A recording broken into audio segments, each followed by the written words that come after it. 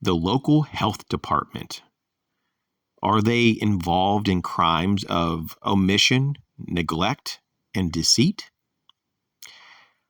Hello, my friends. This is The Art of Prepping. I've been thinking about this a lot, about the local health department in my area.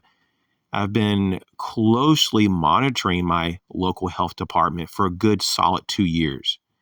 And every time they post on social media or they have some type of podcast or seminar, I watch the entire thing and I take notes and I try to just see what they're trying to push. What is the agenda? And it's very clear at this point what's going on. They push the jabs. They think that the jabs are the solution to pretty much everything. And it's not just COVID jabs or flu shots. There's other kind of jabs too, all kinds of diseases and stuff that they're trying to so-called prevent or treat with all these jabs. They also push very heavily social distancing, even though there's really no science behind it.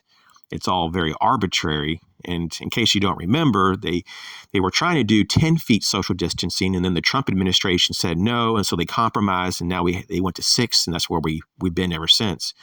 But none of this is based on science.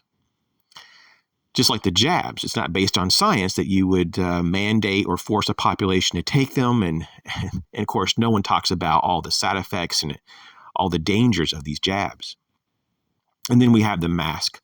They'd say, well, just you have to wear a mask. And people agree with that because on the surface, it does kind of sound like common sense, But there's no science really behind it that says that it's worthwhile. All the scientific studies that I've read, they typically yield in only a reduction of transmission of 2 to 3% with cloth mask or some type of surgical mask or something like that. And the only thing that I really have seen to be really of substance is hand washing. That's something that you should do. There's real science behind that. And complete isolation, like just not being around people that are sick. That works. So what about the other stuff, though, that is very helpful, that is real, that's been scientifically proven to have great benefit, that's just not talked about? And in particular, it's not being talked about through my local health department, and they should. They should do this because that's part of their job, is to promote good health information, to educate the public, but they have failed over and over. And of course, talking to friends that live in different areas of the country, well, it's happening in their area too. But you let me know what's going on in your area. Maybe you have a good health department, but in my area, not so much. But here are some forbidden knowledge, things that the health department in my area never talk about, never, ever. And in particular, I know for a fact in the last 2 years, they have not spoken a word about this stuff. But even before these last 2 years, I did kind of monitor the health department. Nothing like I have now, but I tell you, I don't remember over all the years them talking about pretty much anything of substance. It's always been just shots and jabs and things like that.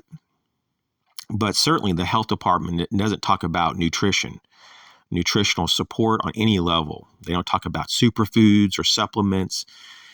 They don't talk about vitamin D or K2 or bromelain or quercetin or elderberry or vitamin C or zinc or selenium. These have been shown clinically to really bolster your immune system and help against infection and any kind of viral loads that may be present. But they don't talk about that. Just like they don't want to talk about fasting. There's a lot of power in fasting. Fasting can not only detox you, but can really set your body up to be much, much stronger in every way, shape, and form. They don't talk about stress management. They don't talk about exercise. They don't certainly talk about things like quality sleep, which is so important. So important. They don't talk about mindfulness exercises or meditation or prayer. And we have a very tremendous, large number of drug overdoses in my area. It's actually getting worse and worse. It's mostly like illegal drugs. But some of this stuff is just, prescription drugs, though, that's been taken the wrong way. or just overdose on purpose because people are suicidal or they're depressed. And then you also have people that just are really into alcohol. And so regardless of all this stuff, it's just not talked about. And you would think that there would be some kind of public awareness program, but there isn't. So it's pretty concerning.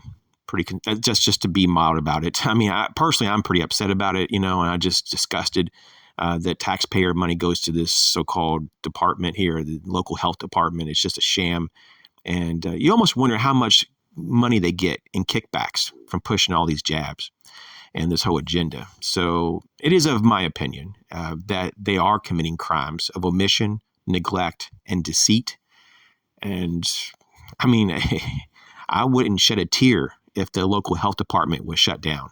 And I think they should be. I mean, it's almost to the point, though, that, you almost feel like for me, I almost want to just protest in front of the building. If it wasn't so far away, I would probably do it.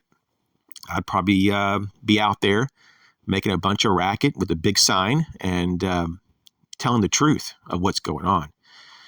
But this is the world that we live in, and I'm not going to accept it. I'm just going to share the truth. Let me know what's going on in your area if you want. Thanks for watching. Catch you later.